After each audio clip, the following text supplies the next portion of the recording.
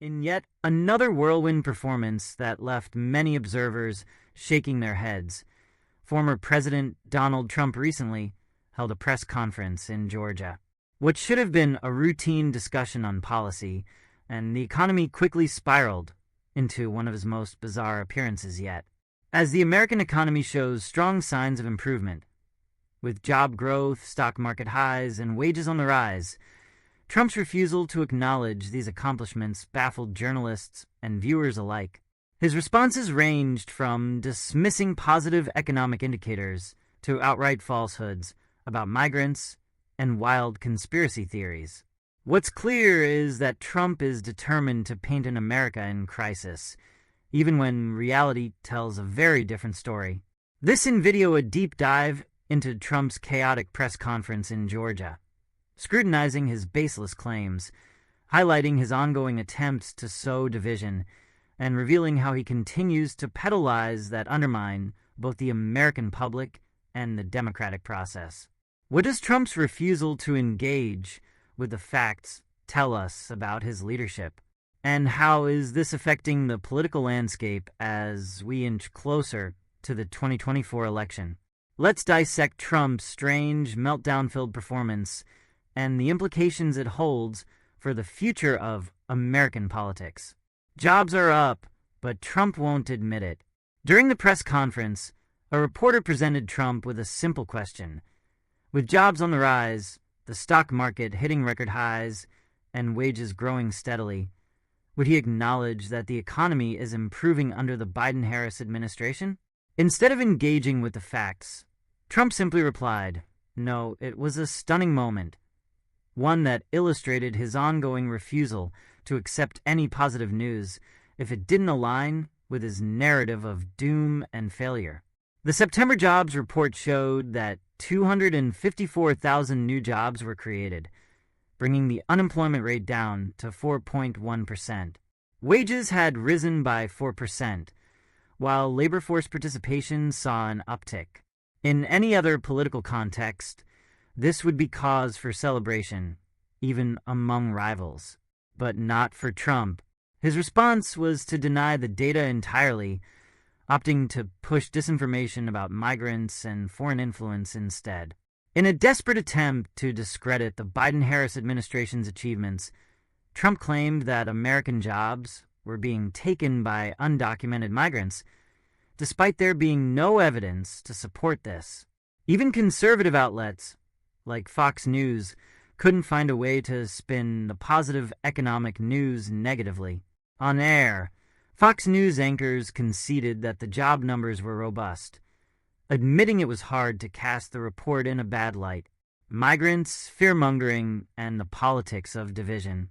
After brushing off the strong economic numbers, Trump pivoted to one of his favorite subjects, fear-mongering about migrants.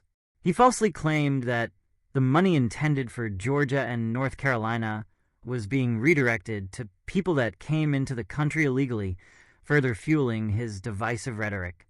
There was no evidence to back up his statement, but that didn't stop Trump from trying to stoke fears of an immigration crisis. This tactic is nothing new. Throughout his political career, Trump has frequently employed xenophobic rhetoric to rally his base, often blaming migrants for economic problems that have much more complex causes. His claims are not just false, but dangerous, as they encourage the belief that migrants are responsible for a wide range of societal issues, when in reality, the economic data tells a very different story. Labor participation is on the rise, wages are increasing, and the economy is thriving, all while migrant labor continues to be an essential part of the workforce. Trump's fear-mongering didn't stop there. He went on to criticize the Biden-Harris administration's response to natural disasters, claiming that the federal government was redirecting disaster relief funds to migrants. Again, this was completely unfounded.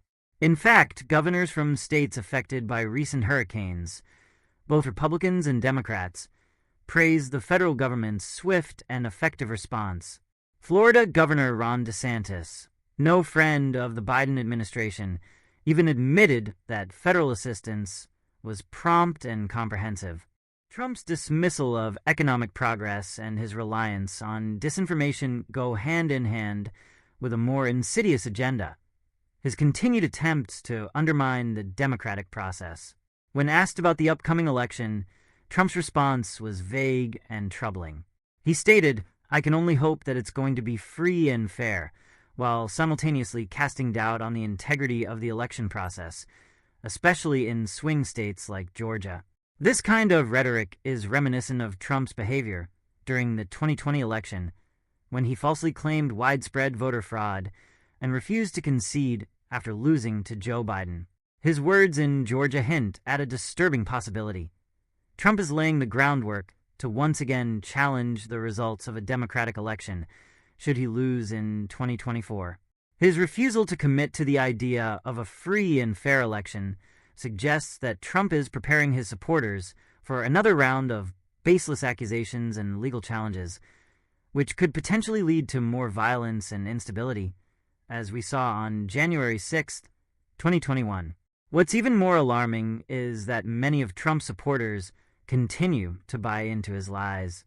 Polls show that a significant portion of Republicans still believe that the 2020 election was stolen, despite there being no credible evidence to support that claim.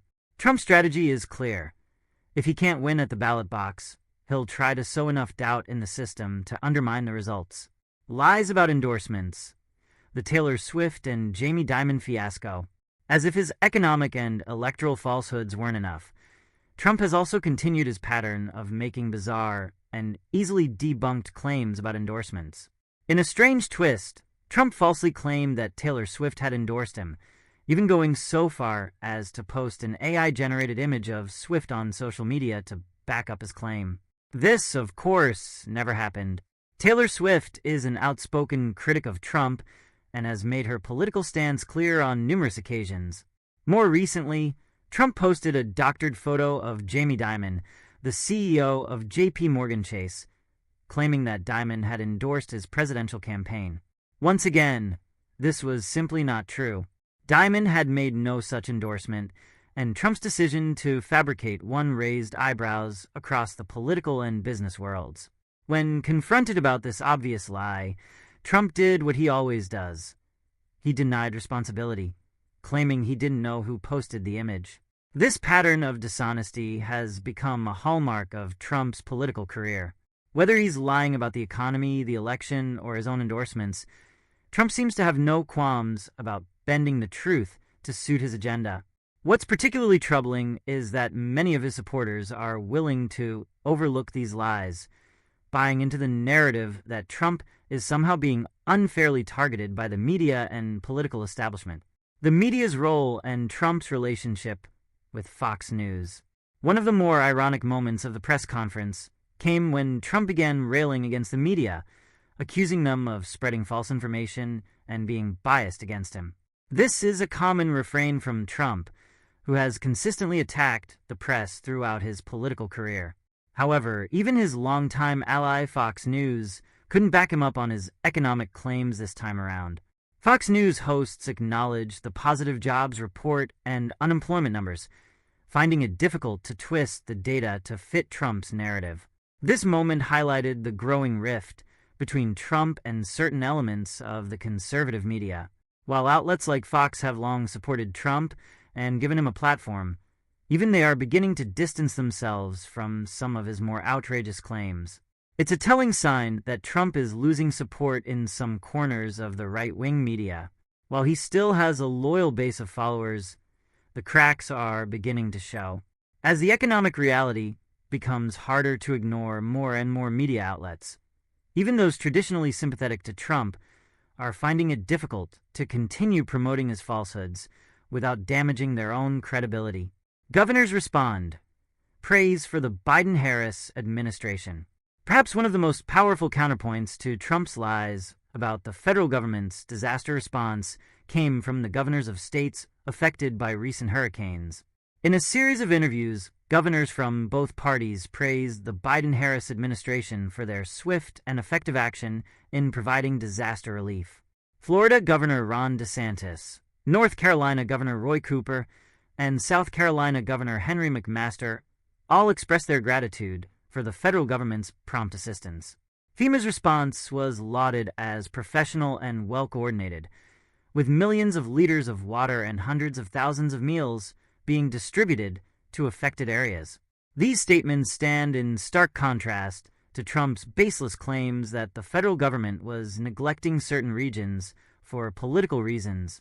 The reality is that the Biden-Harris administration has been actively working to ensure that all Americans, regardless of political affiliation, receive the help they need in times of crisis. Trump's attempts to politicize disaster relief only serve to further divide the country at a time when unity and cooperation are more important than ever. Donald Trump's Georgia press conference was a masterclass in deflection, denial, and disinformation. Faced with positive economic news, he refused to acknowledge the facts, opting instead to spread fear about migrants, attack the media, and cast doubt on the upcoming election. His lies about endorsements and disaster relief further illustrated his willingness to say anything, no matter how outrageous, to further his own political goals. But as the economy continues to improve and more Americans see the benefits of the Biden-Harris administration's policies, Trump's grip on the narrative is beginning to slip. Even conservative media outlets are struggling to support his increasingly unhinged claims. With the 2024 election looming, Trump's strategy seems clear. If he can't win on the merits, he'll try to tear down the system itself. In the face of this ongoing assault on truth and democracy, it's more important than ever for Americans to stay informed and engaged. The future of the country depends on it.